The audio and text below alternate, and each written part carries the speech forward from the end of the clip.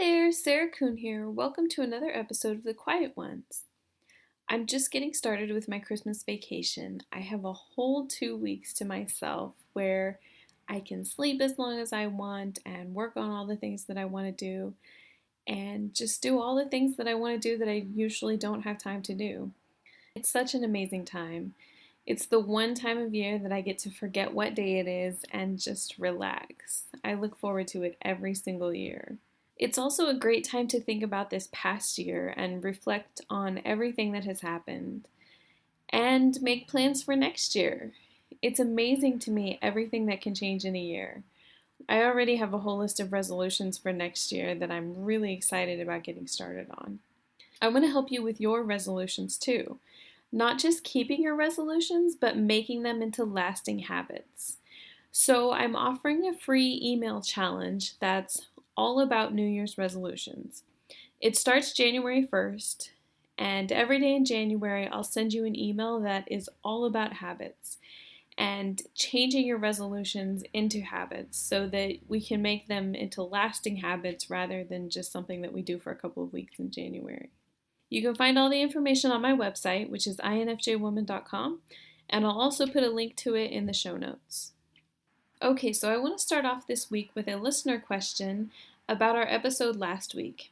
It's from Jessica, and she says, okay, so I've read what you've written about the various INFJ personalities we do, and yes, that.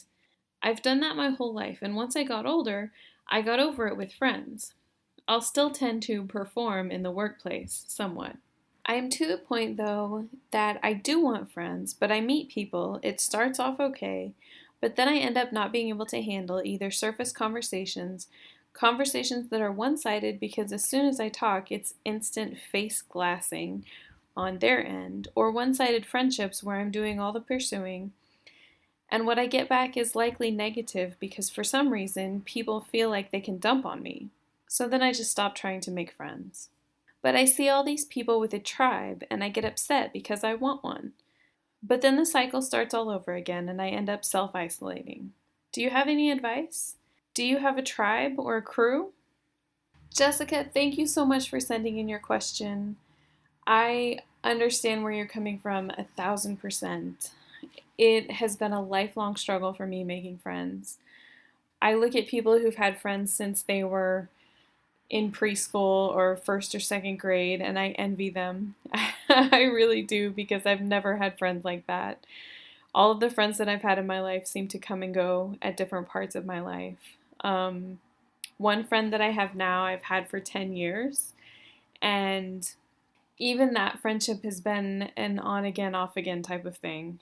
Another big challenge that I have is that I just now turned 34, and I don't have a family, I don't have kids. So most of the people my age are married and have children, so there isn't a lot that I have in common with them, even when I do make friends.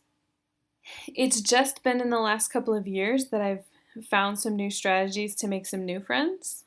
When I first moved to Boston, I went to work for a nonprofit, and I made a couple of friends there that are pretty good friends. But again, they both have families, and they both have husbands. So when we go out to dinner, which, they don't have a lot of time to do that because of their families.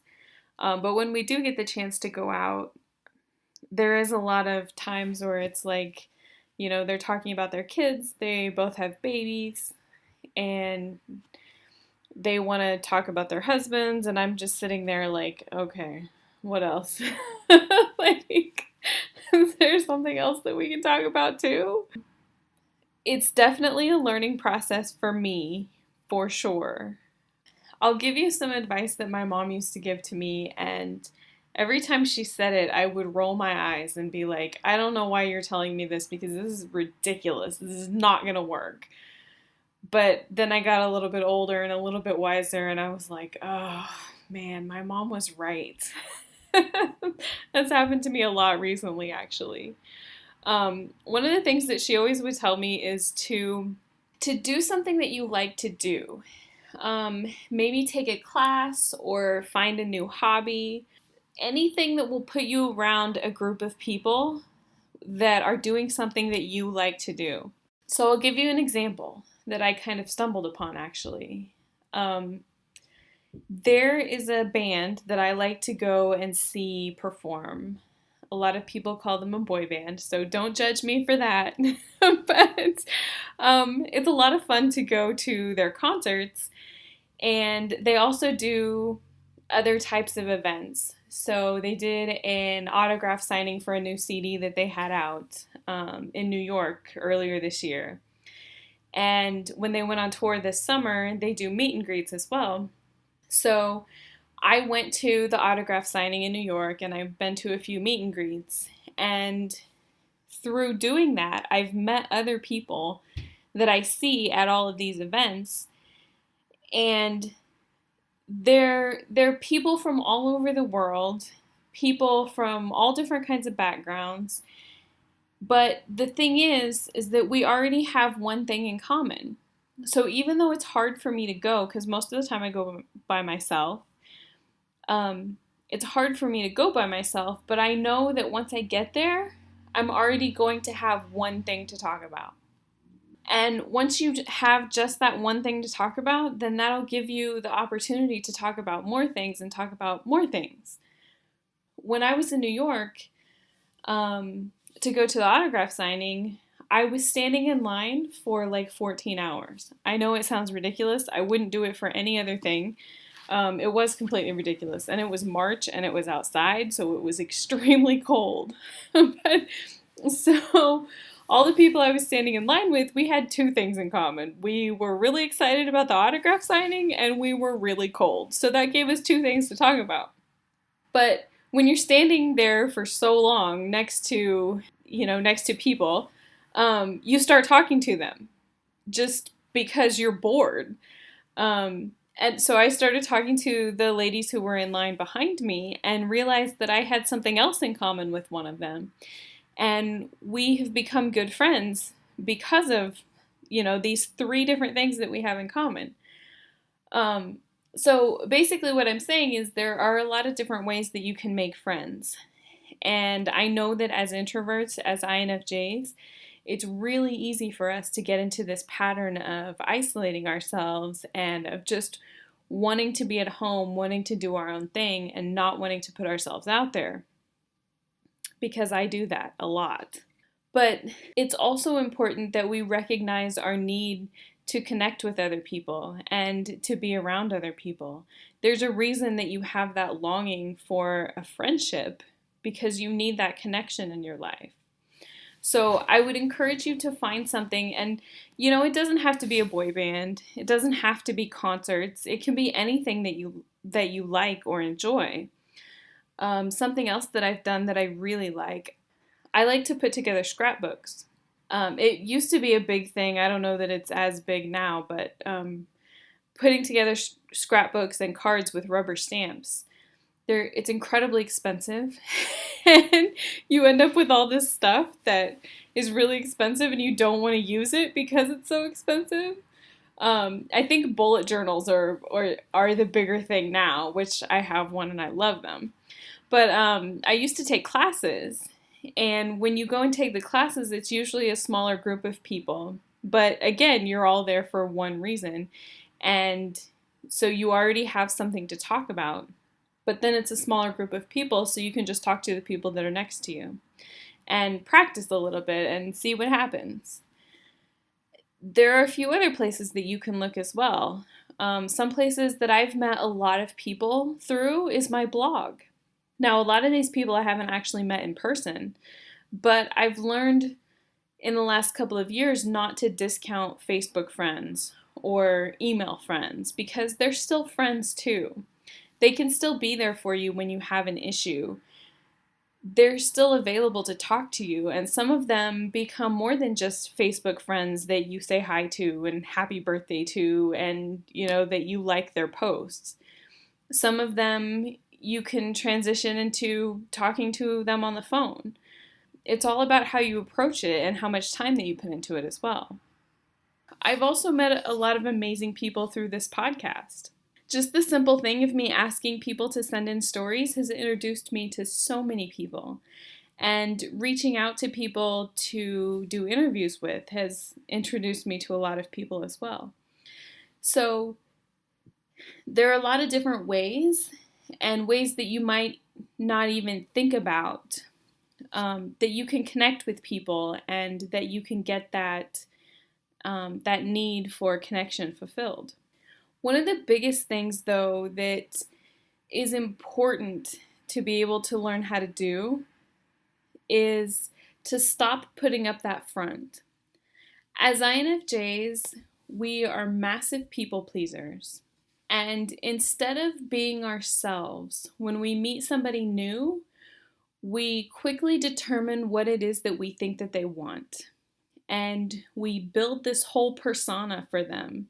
So it's like we're a completely different person with every single person that we meet because we're giving them what we think that they want.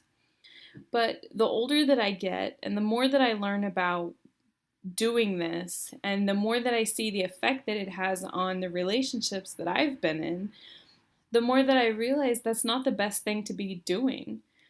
It's so incredibly difficult to please every single person that you're never going to do it. You're just going to be chasing this dream you're never going to see it. It's never going to happen.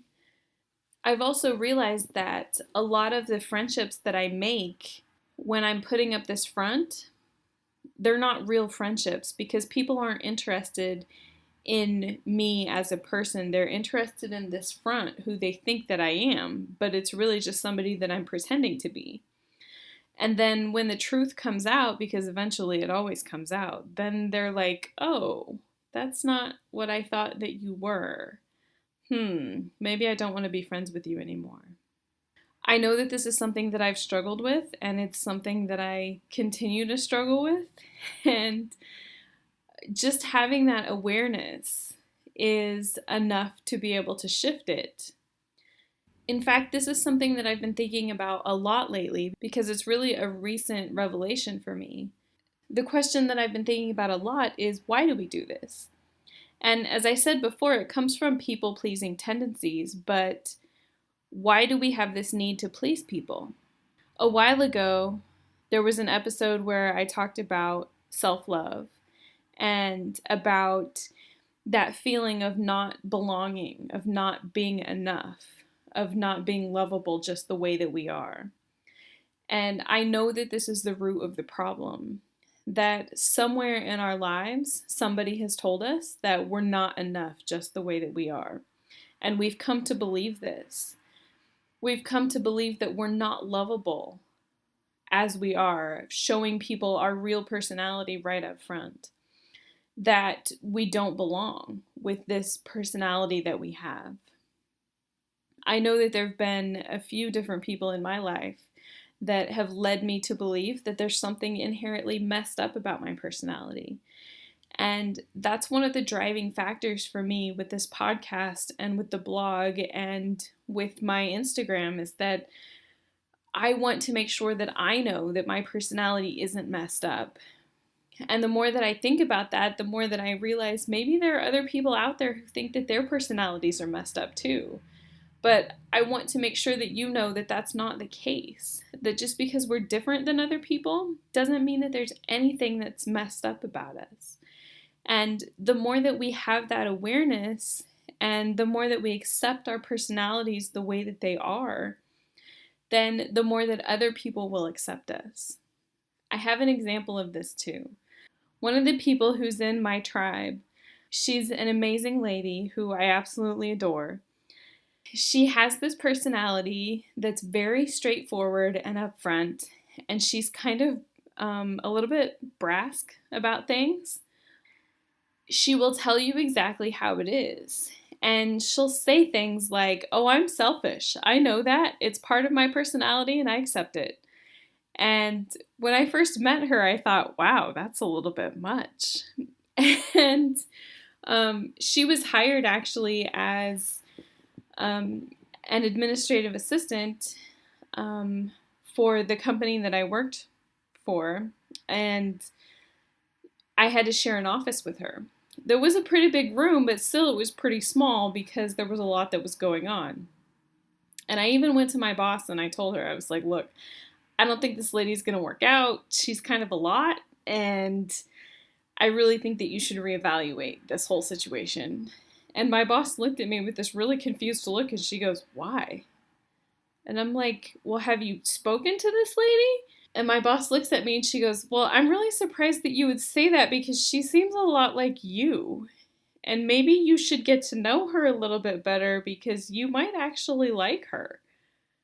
And I was like, what? Well, why would you think that I'm anything like her? But then after that conversation, I started paying a little bit more attention, and I started talking to this lady a lot more, and I realized that we are very similar.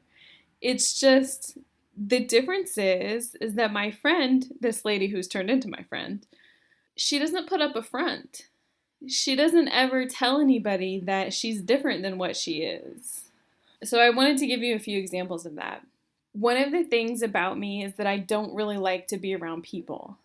And I know that's strange because I like connecting with people and I like helping people. I just don't like to be around people. So one of the things that I hate about work is what I call mandatory fun.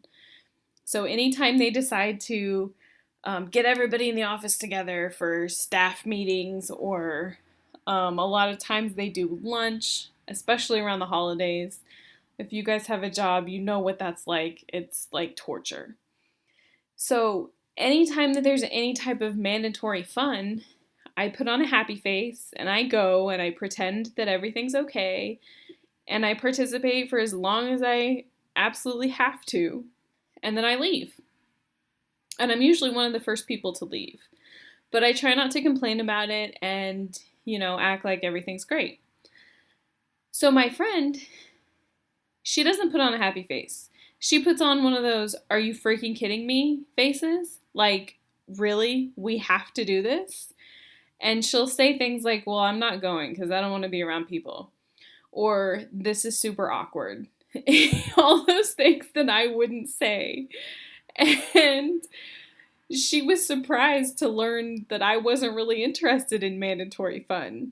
So when we had to go to those things, we would go together and we would leave together. So our office was upstairs and they usually held these things downstairs. So we would walk downstairs together and we would have this plan to where we would wait so that we're not the first people. In fact, sometimes we would wait like 30 minutes so we wouldn't have to stand in line for food. And we would just go downstairs and get our food and make an appearance so everybody saw that we were there, and then we would leave. And for some reason, it seems so much more, better when you go with another person rather than when you're just doing it by yourself. But there were a lot of things like that she was just like, and she would ask me too, she still asks me, like, why do you pretend to like it if you don't? I don't understand. And I'm like, I'm standing there staring at her going, how can you not pretend to like it? Like, how is everybody else okay with that? And she'll tell me, I don't care if people are okay with that. They cannot be okay with it. And that makes me super uncomfortable. I mean, from one perspective, I'm like, okay, that's super awesome. But then the other side of it, it's like, oh, but people are going to be mad at you. And she's like, so? Let them be mad. They'll be mad. It's fine. I don't care. They don't have to be happy all the time. I really hope that I can get to that place. And that's one of my goals for next year, honestly. And it's not, for me, I don't want it to be a rude or an abrasive place, but just to be accepting of the fact that I am who I am and I don't want to change that for anybody else. And also to be okay with the fact that not everybody's going to be happy all the time. To be okay with the fact that I'm going to have to do some things that makes them mad. And that's okay, because they don't need to be happy all the time. There are people in my life who I love and adore who do things that they know are going to make me unhappy, but they do them because that's what they have to do for themselves. It's not my job to make everybody happy all the time.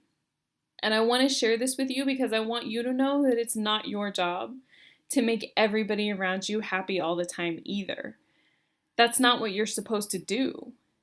I don't want you to get the impression either that this is a selfish thing that comes from a selfish place.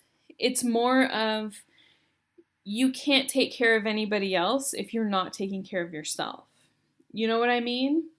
You know when you're on the airplane and they tell you, hey, if the plane starts crashing and your air masks come down, put your mask on first because you can't take care of anyone else if you're not breathing. That's exactly what it is. You can't give from an empty cup, right? You have to be able to take care of yourself if you're going to be able to take care of other people.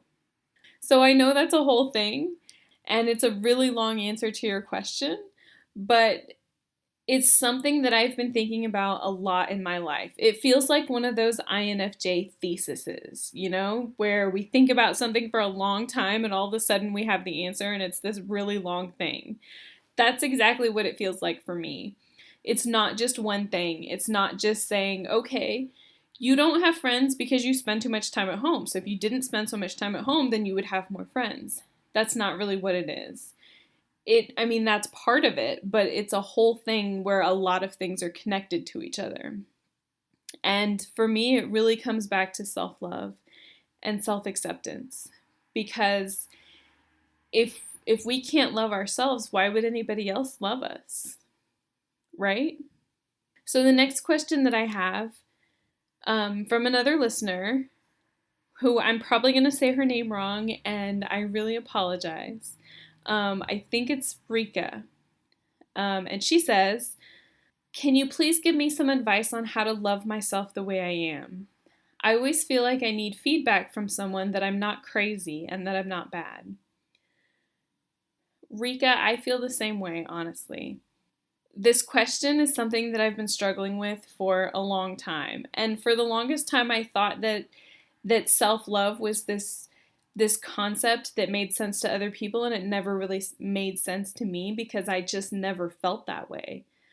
But more recently, it's been something that keeps coming up, and it's making a lot more sense to me these days. So I can tell you right now, I don't have all the answers, but I do have a few things that I can share with you.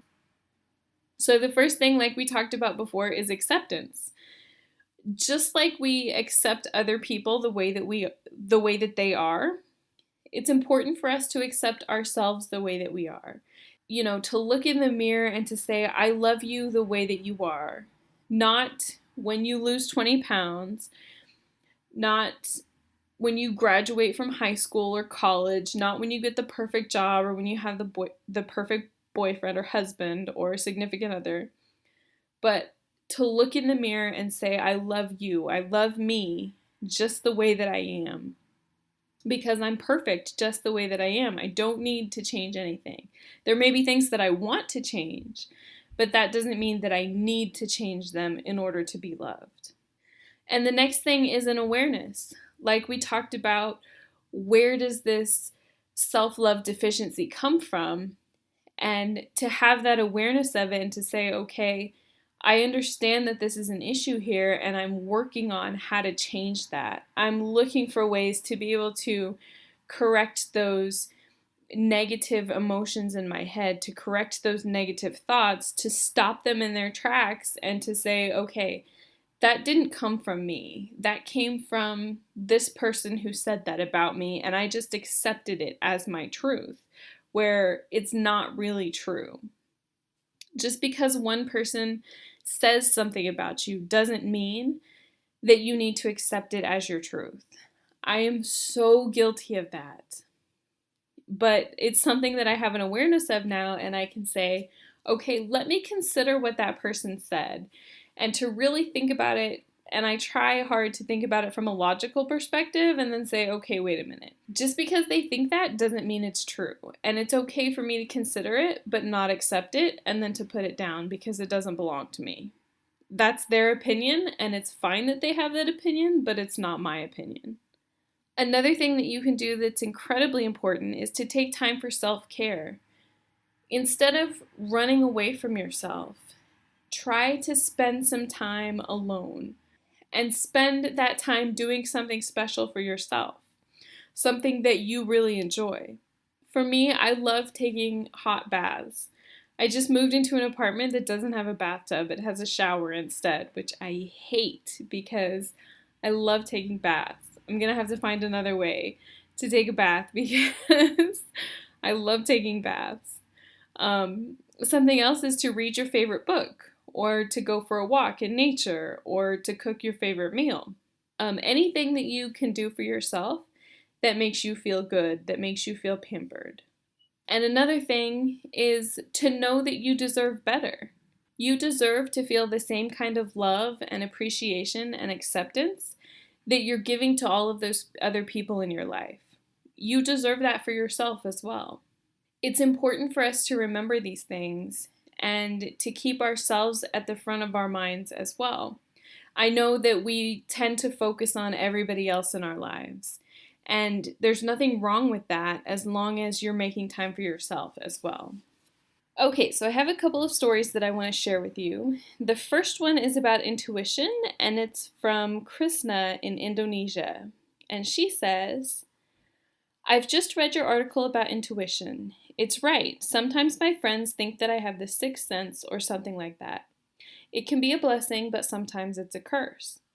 One day I had a best friend. She's close to someone else before I came to be her other best friend. So she is my best friend's best friend. Something happened, she passed away, and it was a great loss for my best friend. When I saw her, I didn't know where the thought came from in my mind, but I said, I'm not sure you can survive without her. I didn't say anything to anyone until now. A year later, she died. I know it was cancer, but still. Another case is that when one person, family or close friends, come to my mind a lot, usually that person is in trouble, whether it's just being sad or they need to talk or they need a shoulder. Then I come in the right time. But then I hate when I think about a person a lot, there must be something that happens. When I have an argument with my sister and she comes to mind a lot, I will be the one to make reconciliation. Then she usually cries when she tells her problem to me. So intuition for INFJs is real. We can't control it, sometimes we just ignore it. But no matter how hard we ignore it, it will always come back again. Don't waste your time telling people about your intuition. Just take action when needed. When it happens, and almost always happens, you can suck it up for yourself or just grin like a winner. Live with it and love your life. With love, Krishna. Krishna, thank you so much for sending that. I completely agree with you 100%. I always get scared when one of my family members comes to mind.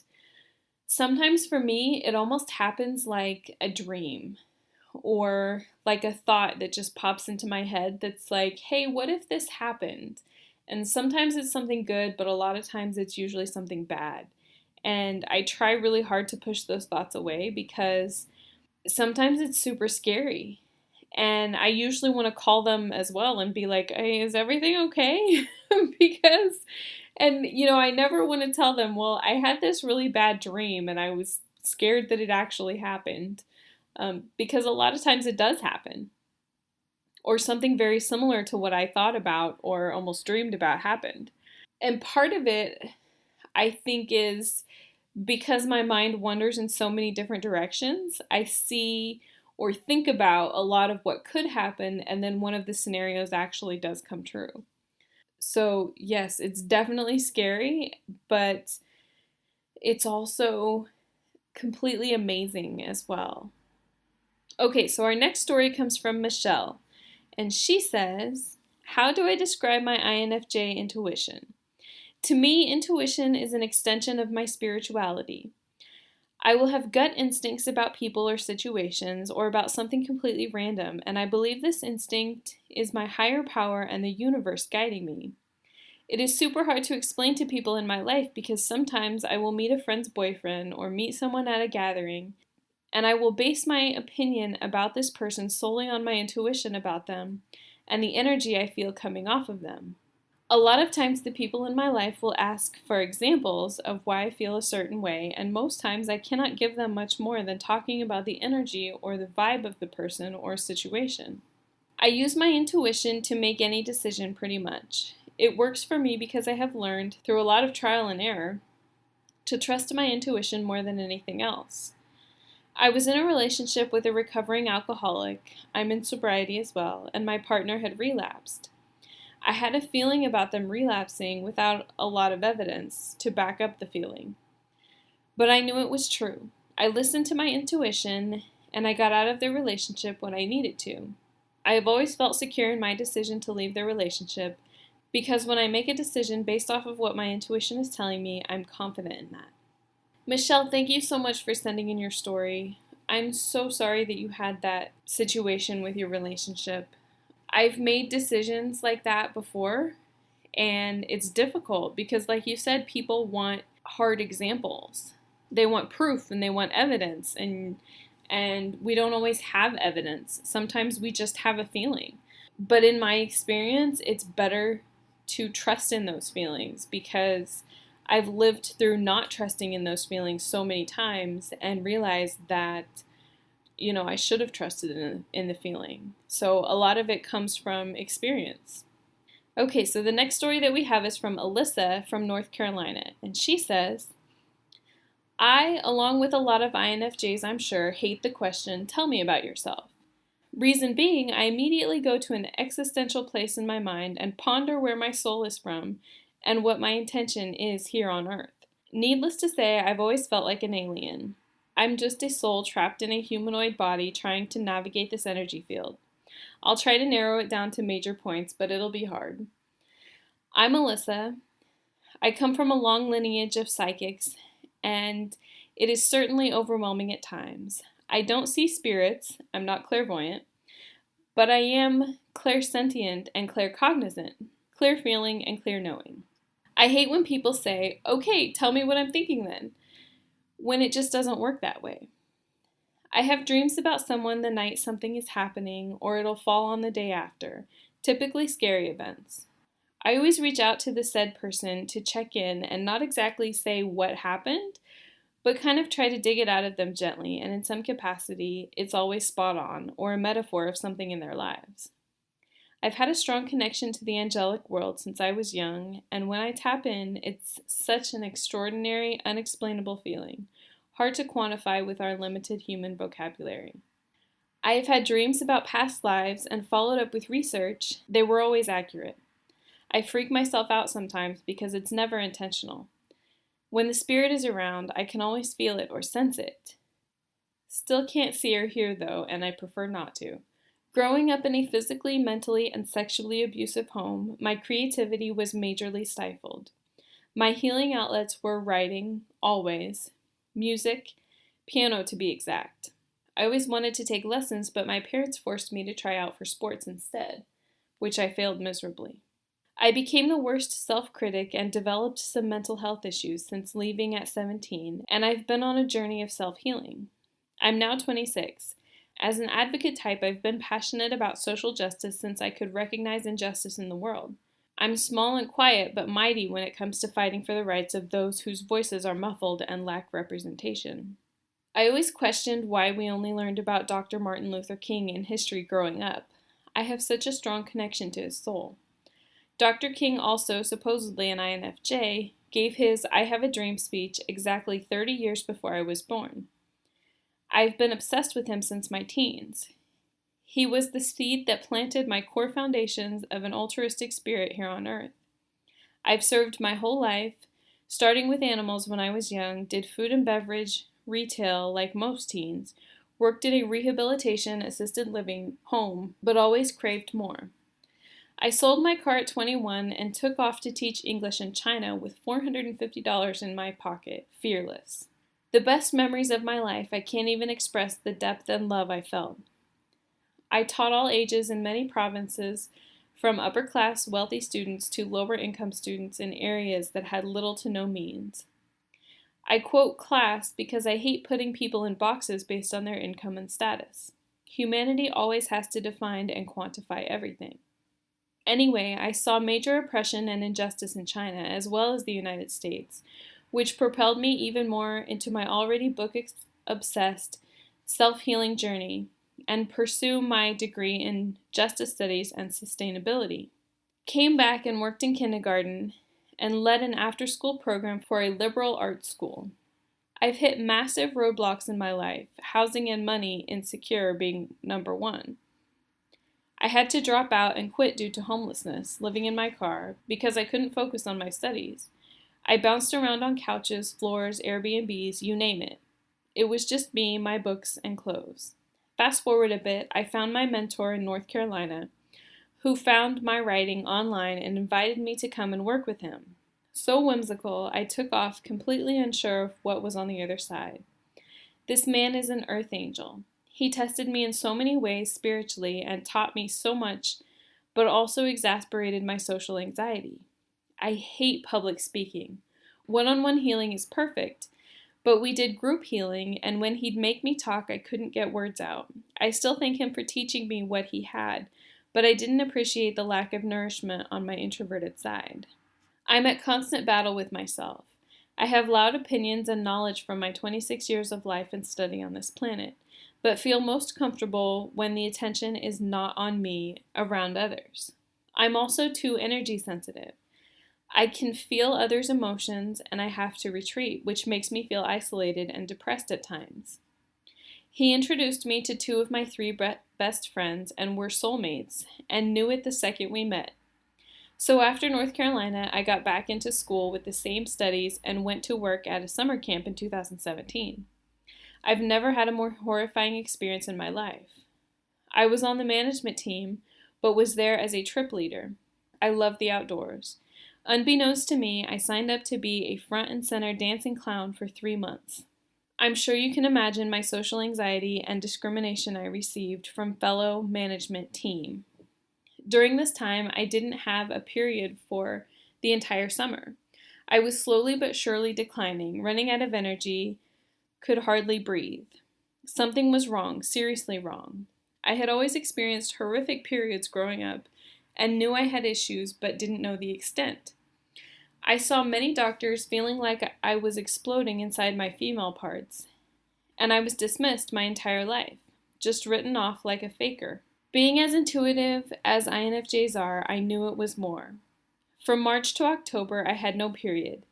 In November, I got married, and my husband was and has been here through these tumultuous 2 years.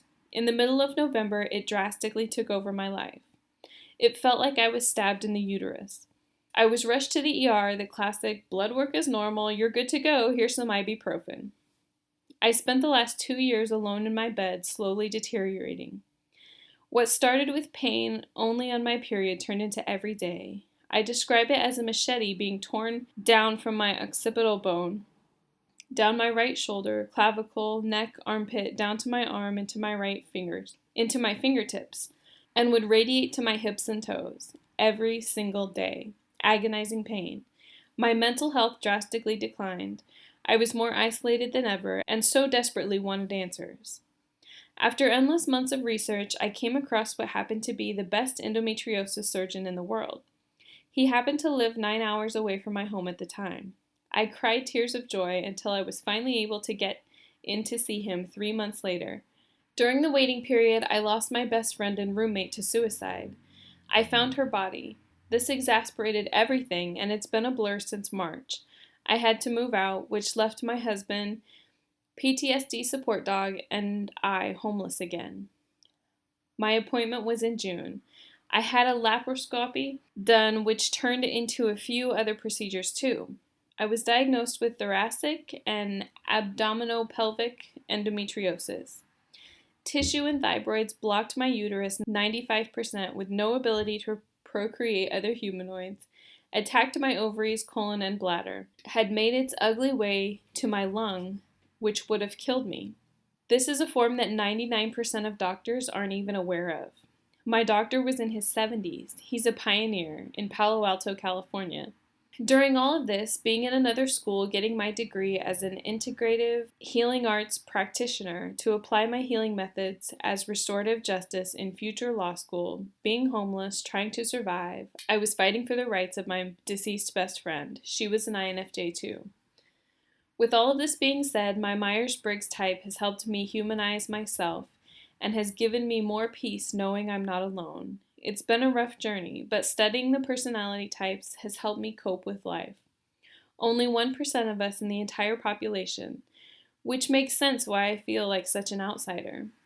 Thank you so much for taking the time to read this. Alyssa, thank you so much for sharing your story. What an amazing story you have, honestly. You are such an incredible fighter. You've been through so much. I know exactly what you're talking about with the endometriosis pain.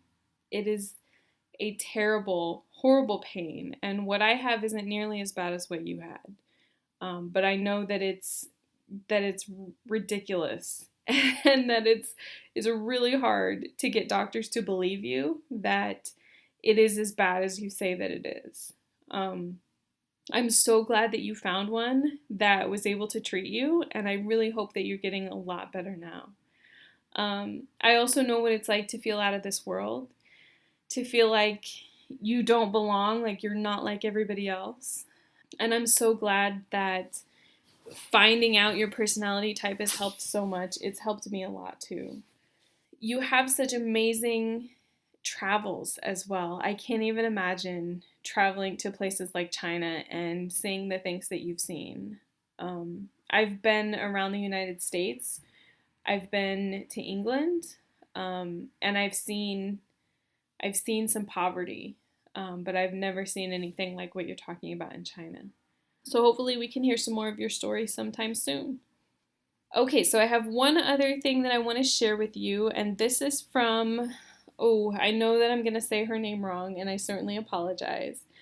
I think it's Selinam, and she says, I've been following you for a while now and have been listening to your podcast. I relate to almost everything you say about INFJs. This podcast today really triggered some feelings for me.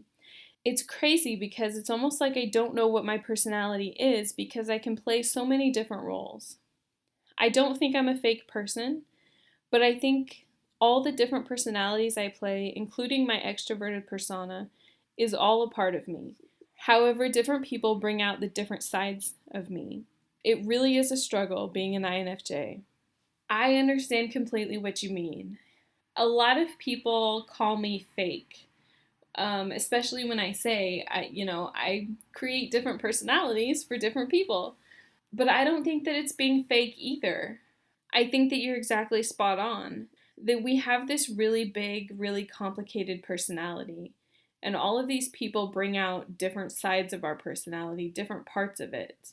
And I've just recently realized that I'm kind of an outgoing person. As much as I want to say that I'm very introverted, which I am, I'm like, when I do the test, it's like between 85 and 95% introverted. So I like to spend a lot of alone time. But I've noticed that I also like to be around people every once in a while. And when I go out to places, I like to be nice to them and to smile and chit chat. Anything that I can do just to make their lives a little bit better, even if it's just to say hi with a smile on my face. So I think that you're absolutely right, that we're not fake, that each one of these people, they bring out different parts of our personality, and we just get to explore those a little bit differently with each person that we know. I like that explanation anyway. I like it a lot. All right, well, if you have a story that you'd like to share, I would love to hear it. Please send it to me, especially if you have any story about New Year's resolutions or about forming new habits, and any story that you have about relationships or about love. If you'd like to talk about it or share anything about it, I would love to hear about it. You can send your stories to podcast@infjwoman.com, or you can send them to me on Facebook or Instagram, which is @infjwoman. That's all that we have for today. Merry Christmas and happy holidays. I hope that you get to spend some time with your family and friends this week and really enjoy the holiday. I also hope that you get to spend some quiet time by yourself to rest and relax. Thank you so much for listening, and we'll see you again next week.